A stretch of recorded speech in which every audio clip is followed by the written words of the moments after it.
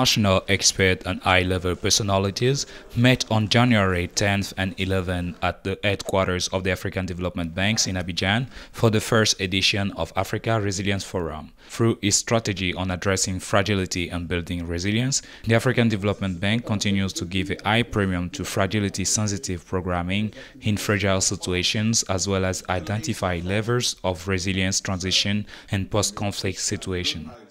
I think the fundamental things that we're doing is we're providing support to build institutional capacity within fragile states, helping them to have macroeconomic stability.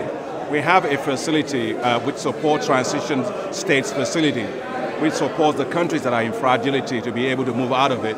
A good example is we supported Cote d'Ivoire when it was in a fragile situation to move out of it, and look at the economy today is growing at 8.2%. And that's what we do. Many African nations that are dealing with fragile situations are likely to face correspondingly more challenges in meeting sustainable development goals. For the bank, the successful implementation of its I-5 will significantly contribute to enhance resilience within the continent.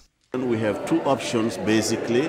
One is to continue the traditional modality of working at the global level, and the other one, that is what the President has just presented, is to reach the communities at the core by providing them, for instance, in the area of electricity, off-grid electricity that does not require 5 years to be available, that we can do it immediately. Potable water is another thing, is another option. Youth, employment, and let's say community-based jobs and so on, and particularly agriculture, encouraging the youth to transit into agriculture. One of the senses of the Africa Resilience Forum is to make sure resilience and fragility indicators are integrated into national statistical systems.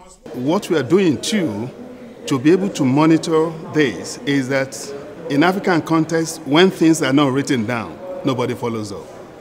What we are preaching is to ensure that resilience and fragility issues are integrated into national development plans and strategies, so that as you report on national plans implementation, you report on the progress on resilience. During 2 days, the participants of the forum will try to understand the different facets of fragility, addressing the drivers of fragility and adopting strategies and measures to transition to peace, stability, growth, cohesion will always be the ultimate objectives.